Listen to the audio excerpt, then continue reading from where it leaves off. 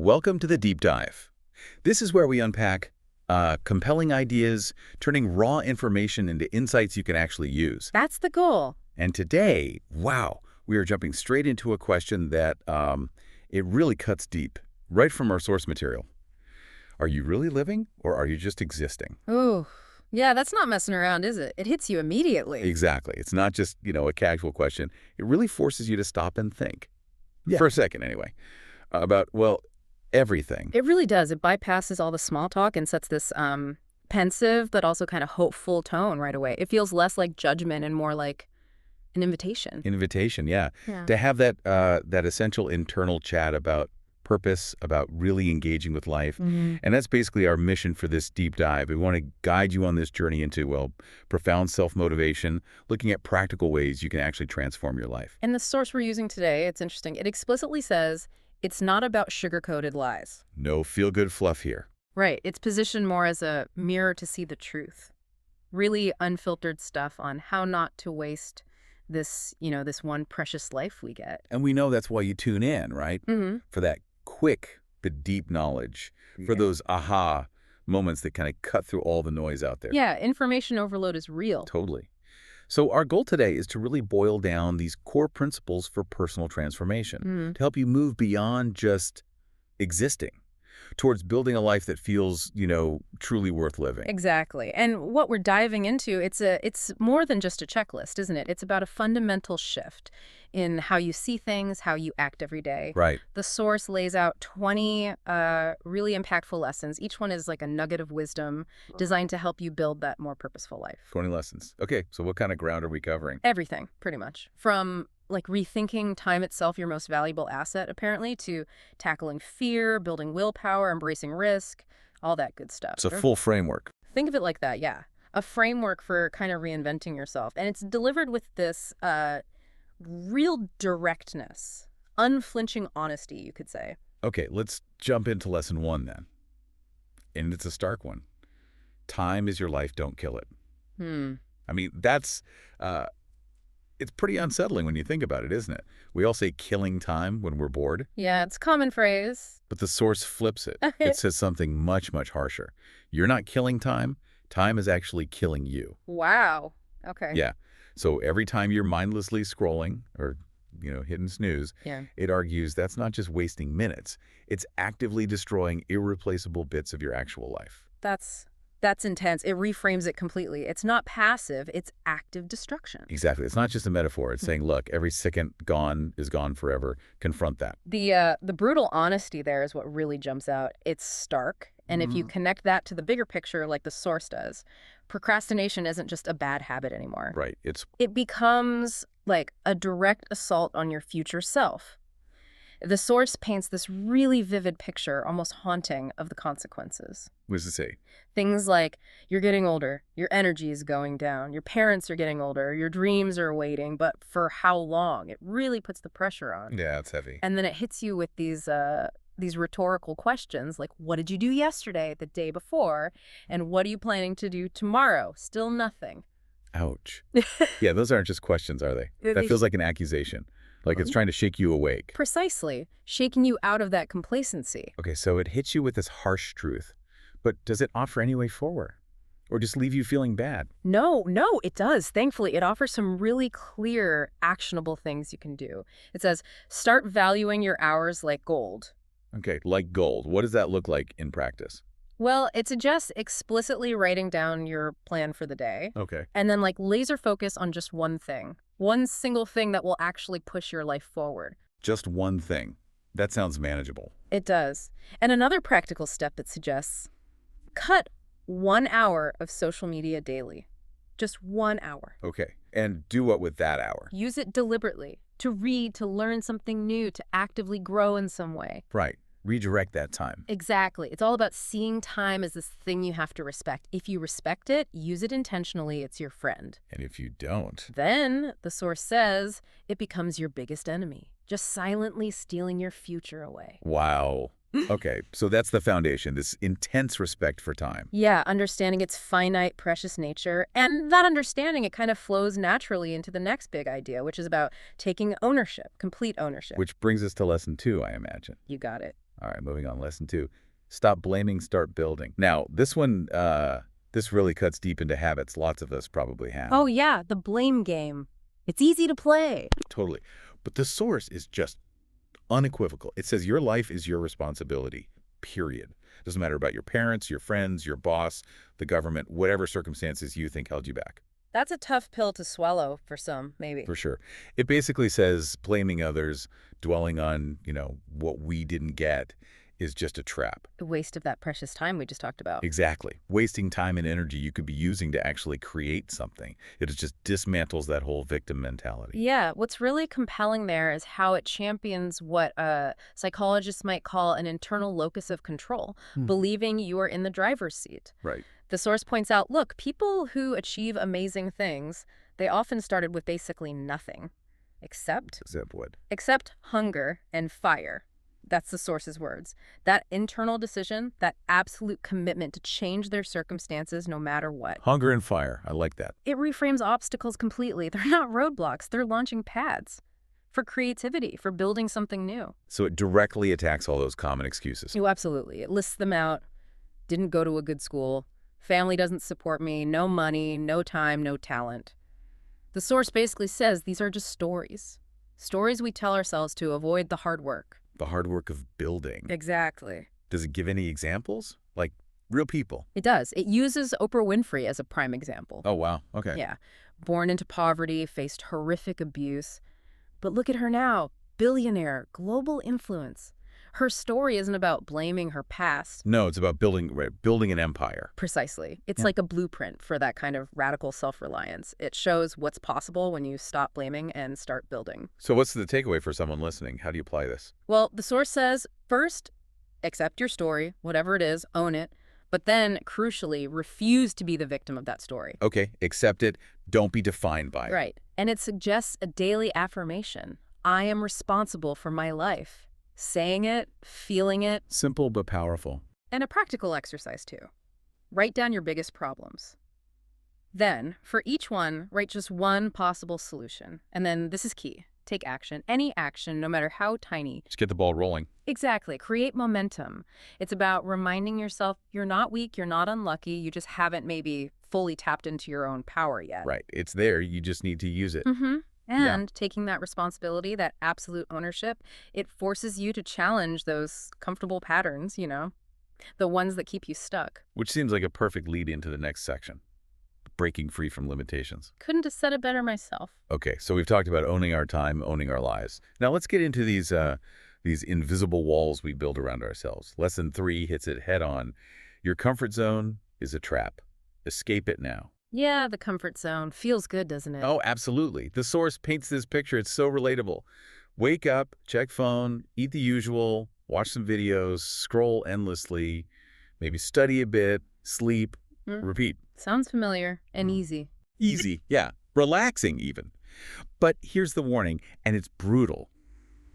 You are dying slowly from the inside. Wow. Okay, dramatic. It is. But the point is, that comfort, that ease, it's actually killing your dreams silently. Because according to the source, everything good growth, success, fulfillment, it all exists outside that zone. It's a fascinating paradox, isn't it? The thing that feels safest is actually the most destructive long-term. How so? Well, the source argues that the main reason people never start anything meaningful, it's fear.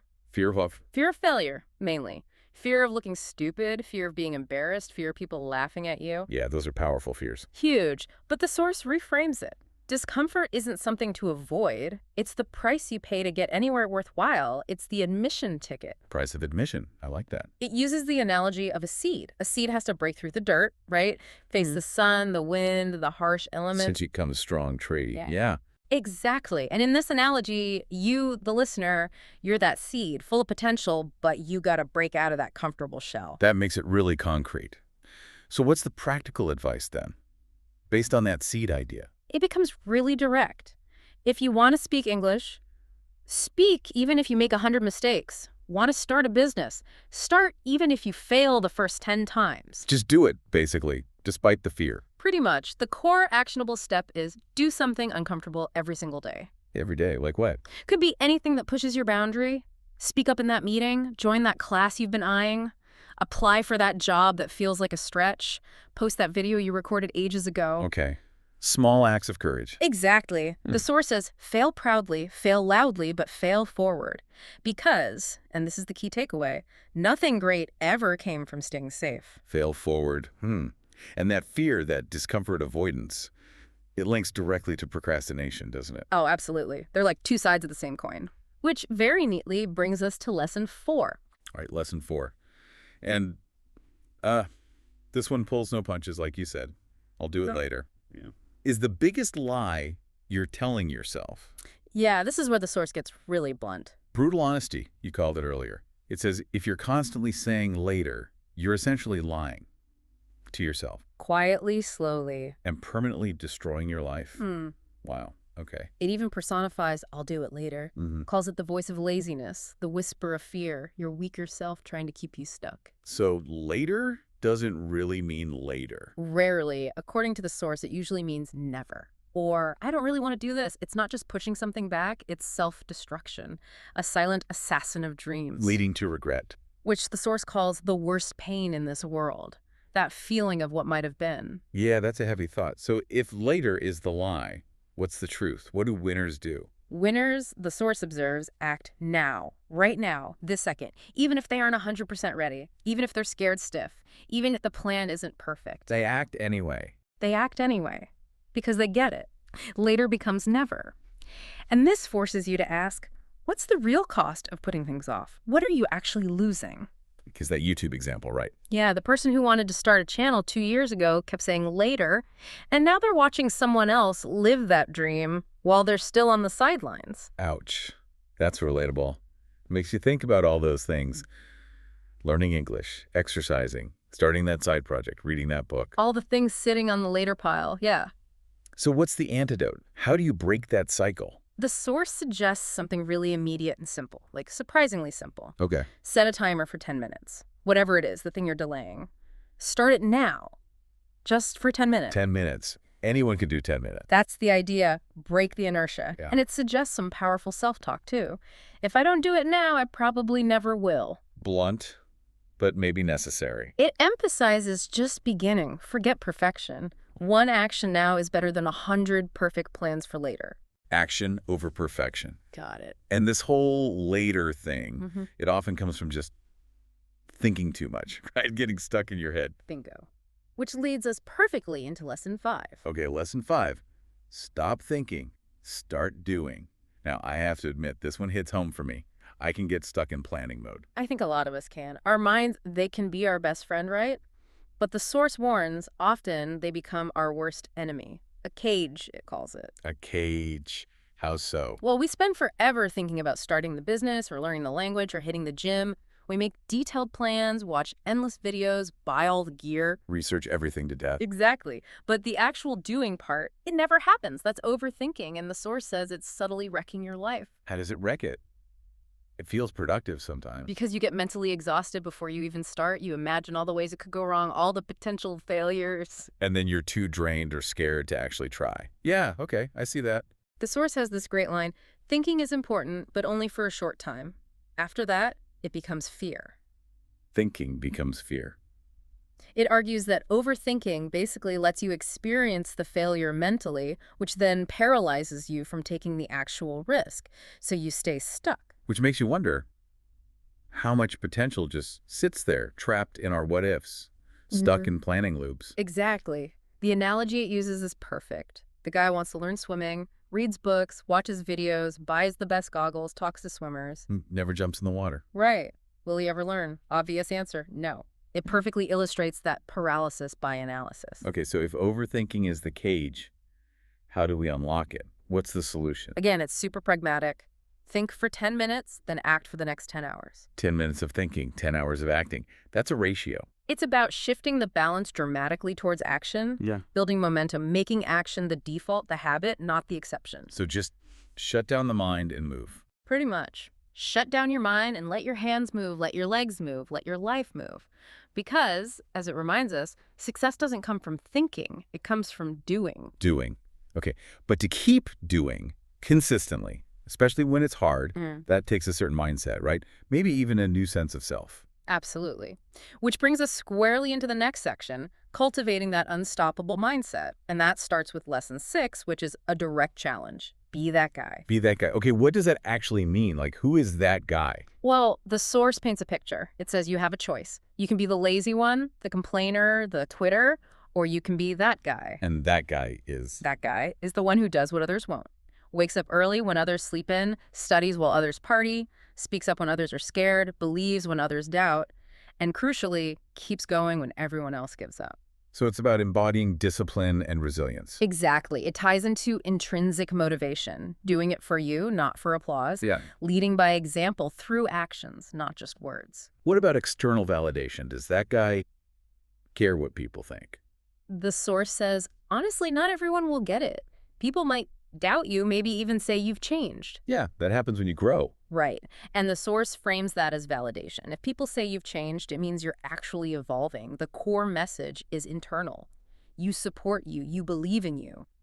That's what matters. It directly challenges the listener too, doesn't it? Oh, yeah. It asks point blank, why not you? Why do you think success belongs to someone else and not to the person staring back at you in the mirror? Powerful stuff. It really puts the ownership back on you. So how do you become that guy? Any practical steps? It suggests a daily practice. Every morning, ask yourself, what would a disciplined person do today? And then Do that then. do that thing. It also mentions smaller things like dressing for success, talking like success, walking like success, kind of embodying the identity. Fake it till you make it almost. Maybe more like act as if. And a really key piece of advice, don't tell people your plans, show them results. Ugh. Results speak louder than words. Be the person people talk about years later because you actually did it. That's the goal. And that kind of internal drive, that self-belief, Right. it's often forged in a battle, right? An internal one. The battle against yourself. Precisely, which is lesson 7. Lesson 7, you versus you. Okay, let's get into this. This feels like it could be uncomfortable. It often is, because the source is blunt here. Your biggest enemy, it's not out there somewhere, it's you. Which part of me? The part that wants to quit, the Yeah. part that whispers, be average, the part that says, just relax, you're too tired. That part, the source says, is the enemy, and you have to fight him every single day. So it's a daily war. The real battle, it calls it. Lazy you versus ambitious you. Scared you versus brave you. Sleepy you versus hungry you. It's constant. That's quite a framing. An internal war. It uses that vivid metaphor, the two wolves inside you. You probably know it. Yeah, the one about feeding the wolf you want to win. Exactly. One wolf is lazy, negative, full of doubt. The other is strong, confident, hungry for growth. And the lesson is simple. The one who grows stronger is the one you feed. So it comes down to choices. Daily choices. Every single day, the source asks, will it be the guy who scrolls for 3 hours or the guy who reads 10 pages? Will it be the guy who sleeps at 2 a.m. watching useless videos or the guy who is relentlessly building his business and future? Feeding the right wolf. It's a powerful way to think about those small everyday decisions and their cumulative impact. So how do you win this war? How do you feed the right wolf consistently? The source says bluntly, kill your lazy habits. Easier said than done. Well, it offers a method. Track your day. Write it down. Every time you choose growth over comfort, note it. Every time you win a small battle against that weaker self, celebrate it. Acknowledge the wins. Yeah. Because slowly, the source claims, your identity will change. Yeah. You start seeing yourself as the disciplined one, the focused one.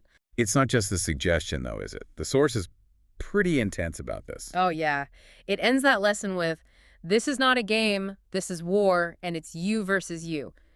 No messing around. Wow. Okay. So winning this internal war, it clearly requires strengthening something specific, like a mental muscle. Exactly.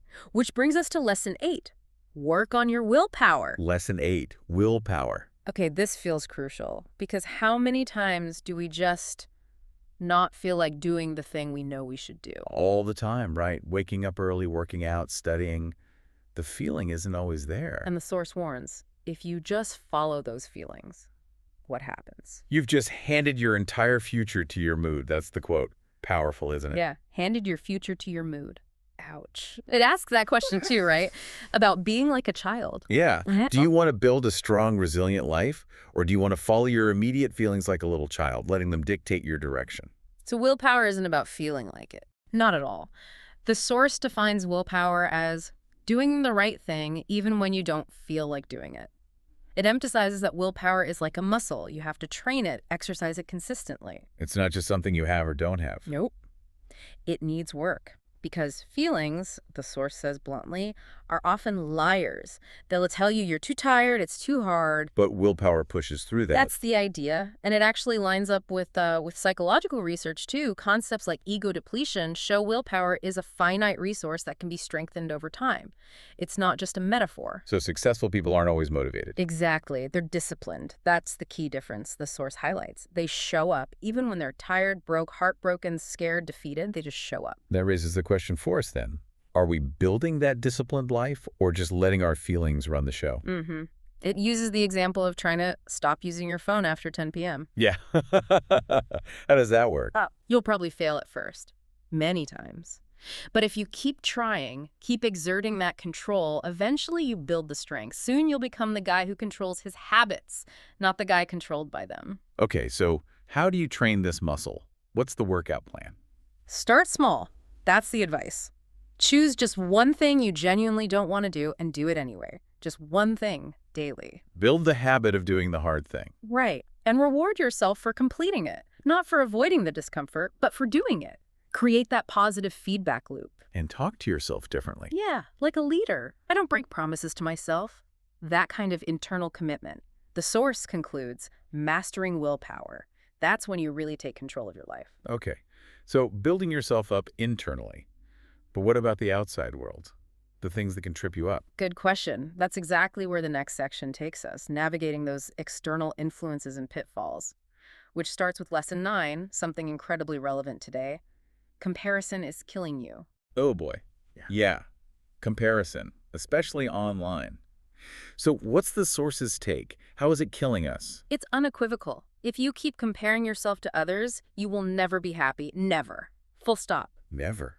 That's strong. It points straight at platforms like Instagram. You see the perfect lives, right? Better bodies, fancier cars, bigger houses, fluent English, more followers, more money. The highlight reel. Exactly. And what happens when you constantly watch someone else's highlight reel? You start feeling bad about your own life, your own progress. Maybe even hate yourself a little. Precisely. You question your worth, your path. So what's the key insight here? Why is it so damaging? The source nails it with this distinction. You are comparing your behind the scenes with their highlight reel. Oh, that's huge. Isn't it? You see their polished 15 seconds, but you live your messy, unedited 24 hours. You don't see their struggles, their pain, their lonely nights, their failures, the times they cry. You only see the shiny surface. Right. And that raises the question, are we letting that manufactured perfection make us feel inadequate about our own real, messy, but necessary growth? It uses that analogy too, the sunflower, the rose. Yeah, beautiful analogy. Oh. Each is unique, beautiful in its own way, but if they start comparing height or color, they both forget their own inherent beauty. So comparison kills your appreciation for your own journey. Exactly. The fastest way to kill your progress is to compare it with someone else's success. Okay, so what do we do about it? How do we stop? The source is practical. Step 1, unfollow people who make you feel like you're not enough. Curate your feed. Protect your headspace. Be intentional about your influences. And shift your focus inwards. Track your growth. Compare yourself today to yourself last month, not to someone else today. Measure against your past self. Yes, and reframe comparison into inspiration. Learn from them, but don't hate yourself, because you weren't born to be them. You were born to be a better version of Who I was yesterday. Right. Exactly. So just like filtering who you compare yourself to, you also need to filter whose advice you take on board. Ah, okay. Leads nicely into the next lesson. Lesson 10. Don't take advice from those who haven't done it. Okay, this feels super practical, especially now, with advice coming from everywhere online. Everywhere.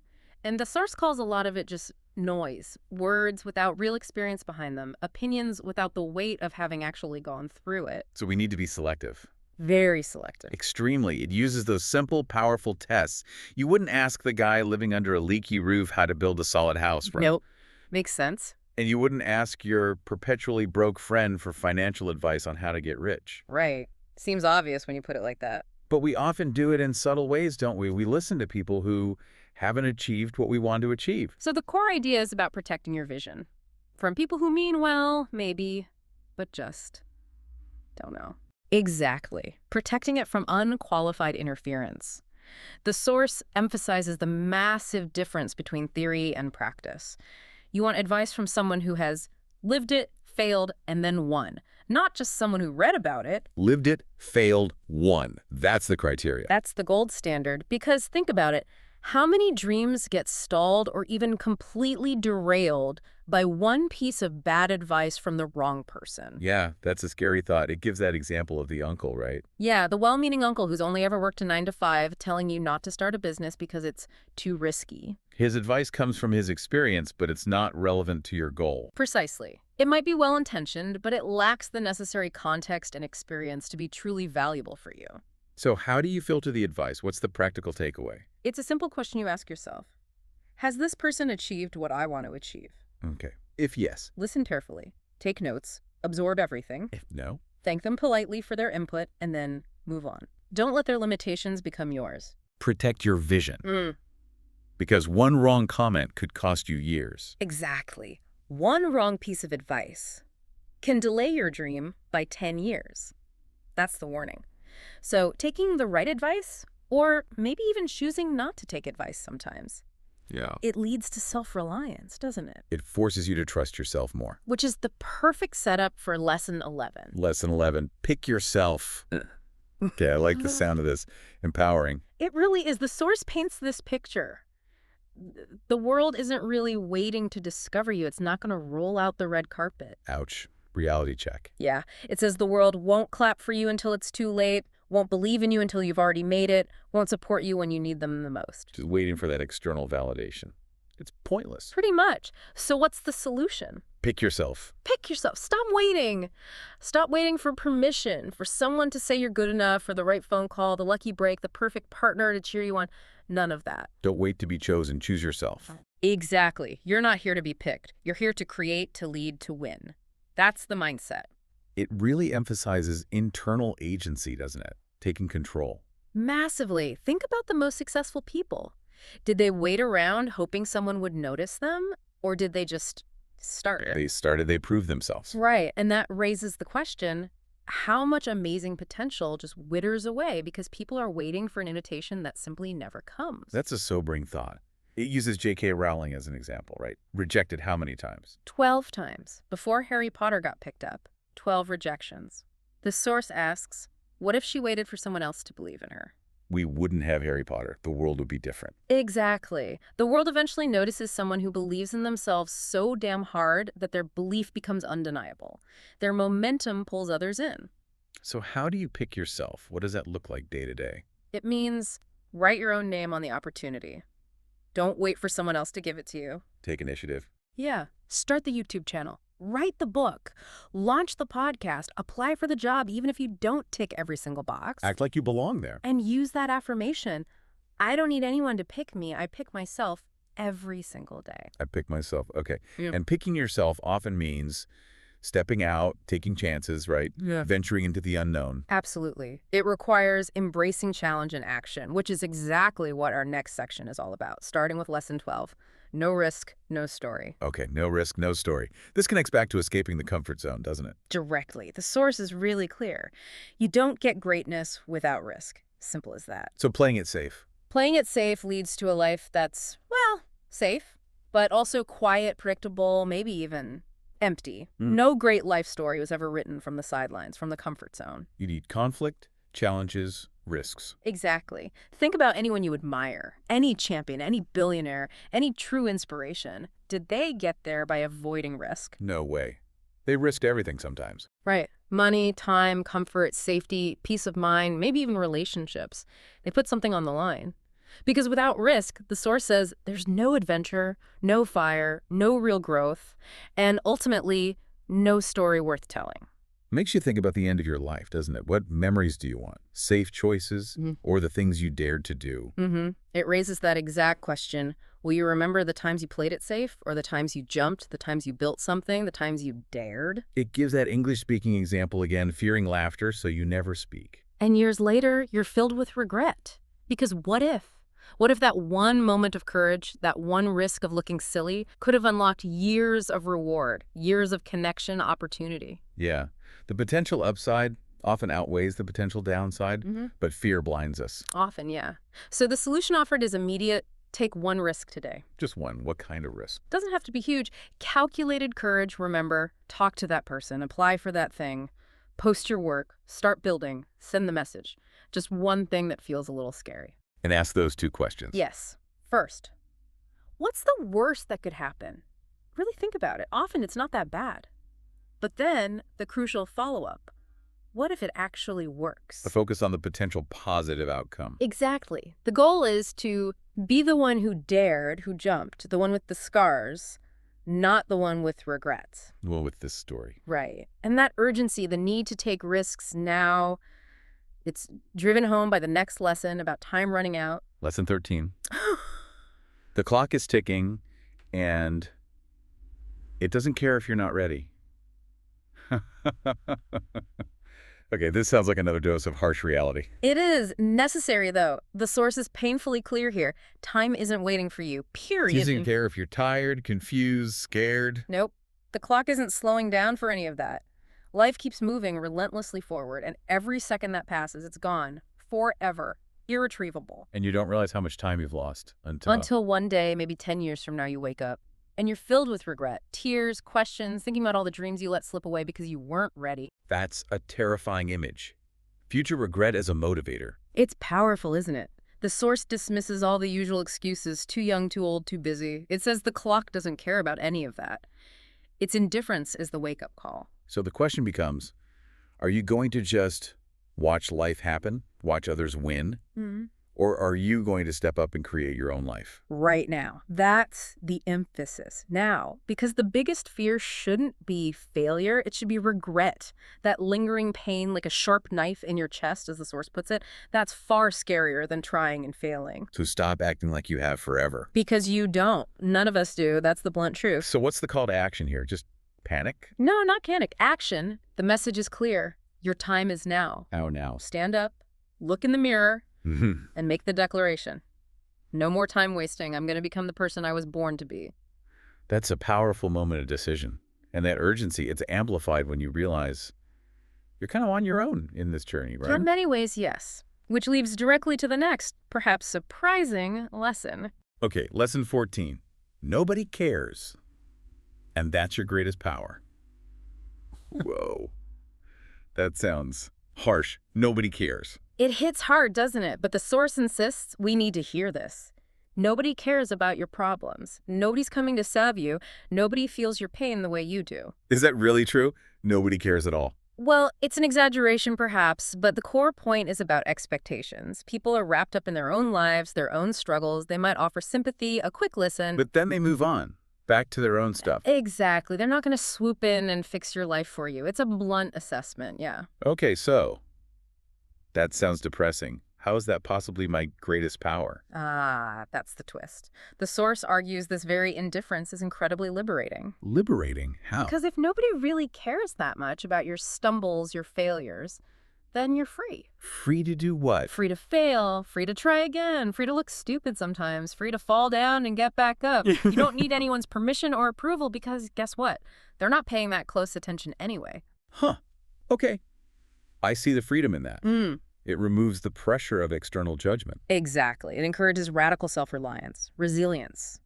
The source says, wipe your tears, clench your fists, and rise like a warrior. Use the pain as fuel, the loneliness as power. Turn the negative into a positive driver. So the takeaway is, just get on with it. Build your life without worrying what others think. Pretty much. Build your life like nobody's watching because guess what? They're not. The bottom line is, nobody cares, but you care, and that's what matters. You care. Right. So with that freedom, that self-reliance, yeah. The only question left isn't if you should start, but when. Which brings us neatly to lesson 15. Lesson 15. Why not now? Okay, the ultimate question for procrastinators everywhere. It really cuts to the chase, doesn't it? It directly challenges that habit of waiting for the perfect time. Which never seems to arrive. Exactly. The source asks, what's going to change between now and next week, next month, next year? Will you suddenly be more motivated? Will life get easier? Will fear just disappear? And the answer is a resounding no. Nothing fundamental will change just by waiting. Delaying is a lie we tell ourselves. So the idea that If you can't start now, you probably won't start ever. Hmm. That's the core message. That's the hard truth it presents. Life is always going to be messy. There will always be reasons to wait. Our minds are masters at finding excuses. And while we wait, Our dreams fade. They lose their energy, their urgency. They slowly turn into dust, as the source vividly puts it, all because we waited for a perfect moment that doesn't exist. how many dreams die waiting? That's a heavy thought. It is. The world keeps moving, opportunities pass, time marches on, completely indifferent to whether we're ready or not. So the solution is obvious, I guess. Deceptively simple, yet the hardest thing sometimes. Start now. Just now. Now, whatever it is. Fitness, learning, changing your life. Start now. Even one tiny step, one small step right now, the source says, just one, could be the beginning of a whole new life. It ends with that direct challenge, right? Yeah.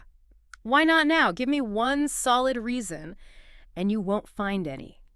It really corners you, forces you to confront the lack of real reasons for delay. Okay.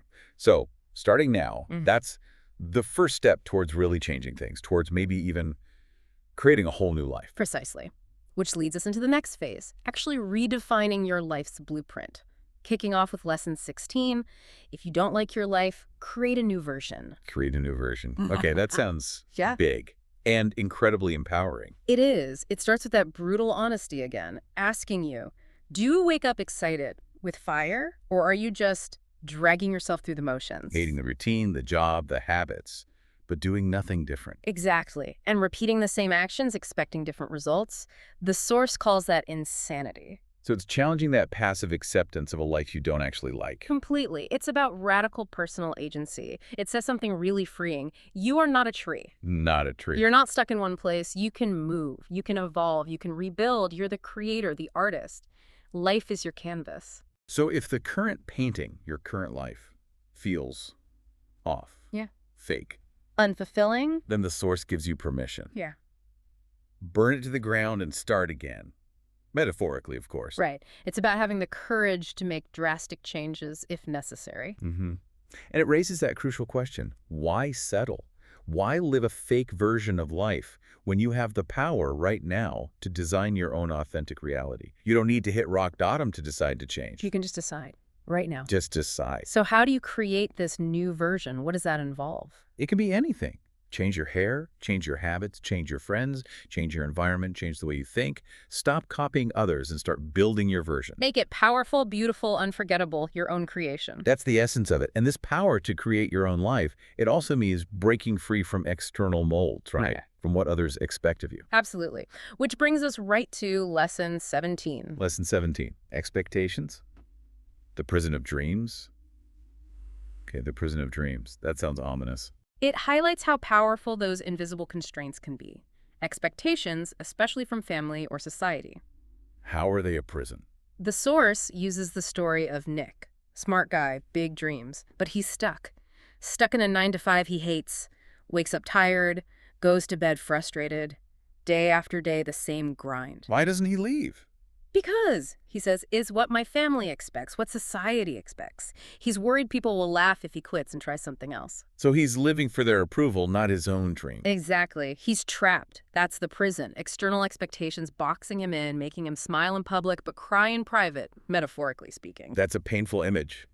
So the core message is, Their expectations are not your destiny. Plain and simple. People try to put you in a box, tell you to play it safe, not dream too big. But if you build your life just to please them. you end up hating yourself, feeling like a prisoner in your own body. Right. So it forces the question, are you living for their applause or for your own authentic calling? Okay, so how do you break out of this prison? What's the escape plan? Break the chains, drop the mask, stop living for others, and start living for you. Sounds simple, but probably isn't easy. Definitely not. It might mean disappointing people you care about. It might mean learning to say no. It might even mean walking alone for a while. That takes courage. It does. But the source hammers it home. This is your life. Not your parents, not your relatives, not society's. Yours. Owning it completely. And breaking free like that. Yeah. It probably means facing some deep stuff, right? Maybe past pain or vulnerabilities. Absolutely. Which is exactly what the next lesson tackles, with both sensitivity and strength. Lesson 18. Your pain is your power only if you stop hiding it. Okay, pain into power. How does that work? The source seems to speak directly to people carrying hidden hurt here. It does, very empathetically. To those crying silently, feeling broken, thinking nobody understands the depth of their suffering, it acknowledges the reality of betrayal, failure, rejection. That feeling of pretending you're okay when you're really not. It validates the pain. Yes. But then it presents a critical choice. That pain, that suffering, will it destroy you or will it build you? Most people try to avoid pain, right? Bury it. Exactly. Fake smiles, distractions. But the source says the strongest people, they don't run from it. They face it. And they use it. Use it how? As fuel. As fuel, they transform it. They say, that suffering made me tougher. That heartbreak taught me self-respect. That failure forced me to grow.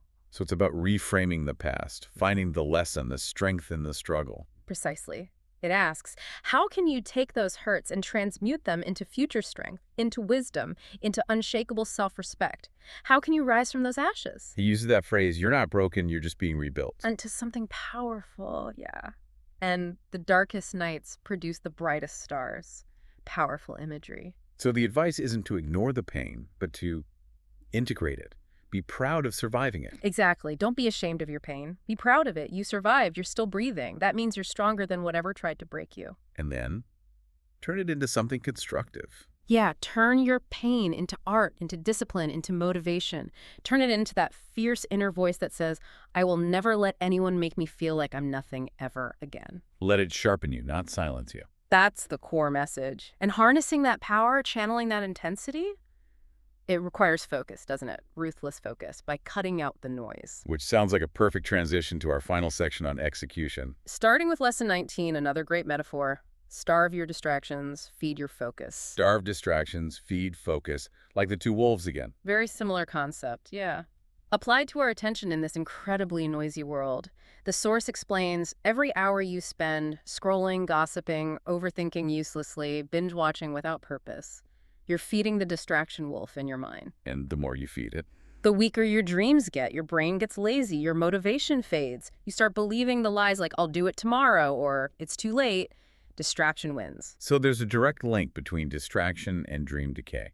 A direct link. And the source emphasizes focus isn't natural.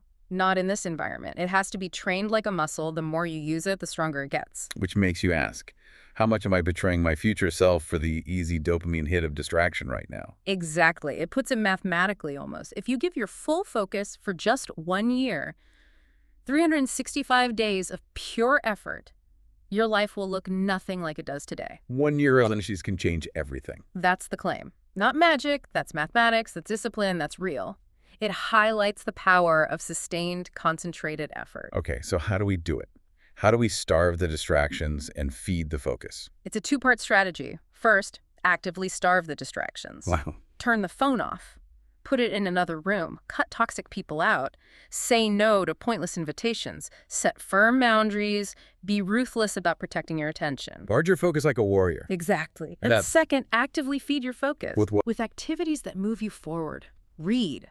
Work deeply. Learn. Build. Dare to fail, and then try again with even more focus. Pour your energy into what matters. So it's about both eliminating the negative and cultivating the positive. Precisely. Because at the end of the day, the world doesn't reward good intentions or potential. It rewards Performance, action, results. Which brings us to the final, rawest lesson of all. Lesson 20. Life doesn't owe you anything, so fight for everything. Wow. Okay, saving the toughest for last. It feels like the culmination, doesn't it? Yeah. The most unjarnished truth. The world doesn't care about your potential. It only rewards your performance. So being a good person, having dreams, it's not enough. Not enough on its own, according to this source. If you're not putting in the work, showing up consistently, proving your value through action, life will just pass you by. No magic wand, no genie, no perfect timing coming to rescue you. It's all on you, completely. It is. It's about cultivating that indomitable spirit. The source acknowledges life isn't fair. There's suffering, there's privilege, but it challenges you to move beyond complaining about it. And instead, start fighting. Like hell. Find that hunger, that fire, that rage to rise from within. Stop waiting for help and start demanding more from yourself. it forces that ultimate question. Are you fighting, or are you just slowly dying inside, passively accepting less than you're capable of? The self-talk it encourages is fierce.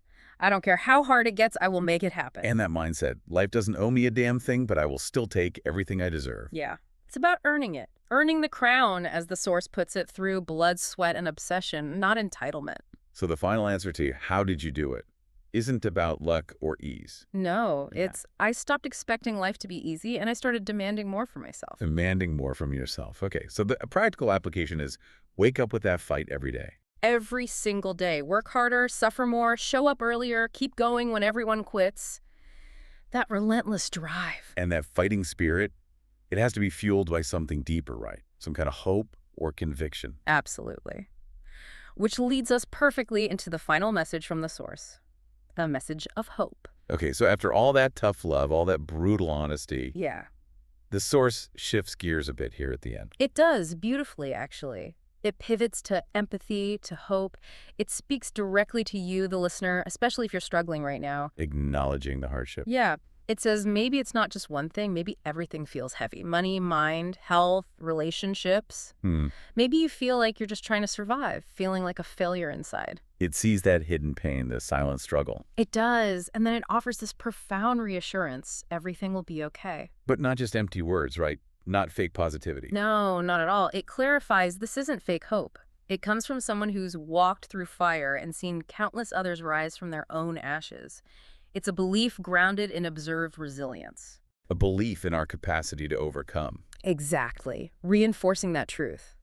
There is always, always a light at the end of the tunnel. No matter how dark, how long it feels, you are not finished. Your worst days aren't the end. They are the beginning of a stronger, smarter, more powerful version of you. That's the promise. Wow. That's a powerful reframe. And it offers these direct affirmations, almost like a final pep talk.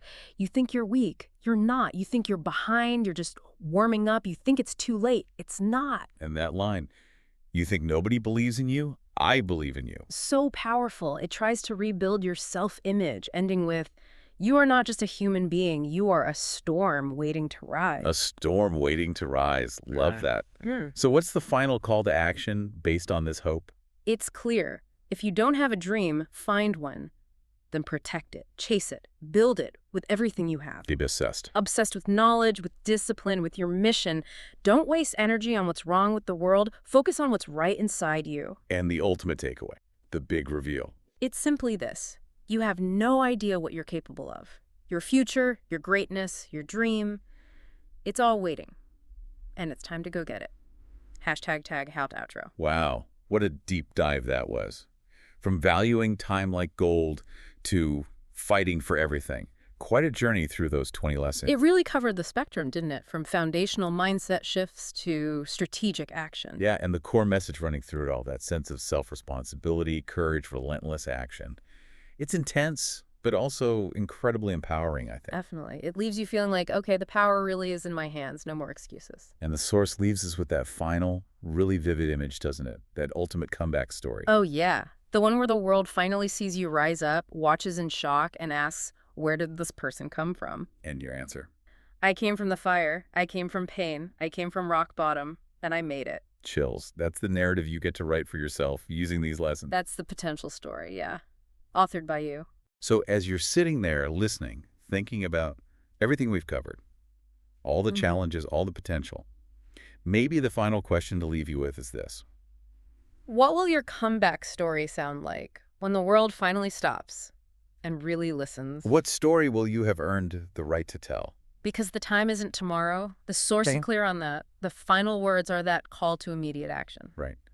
Pick up your heart, fix your posture, clean your tears, and start walking again. Because your future is waiting. Your greatness is waiting. Your dream is waiting. And it's time to go get it now.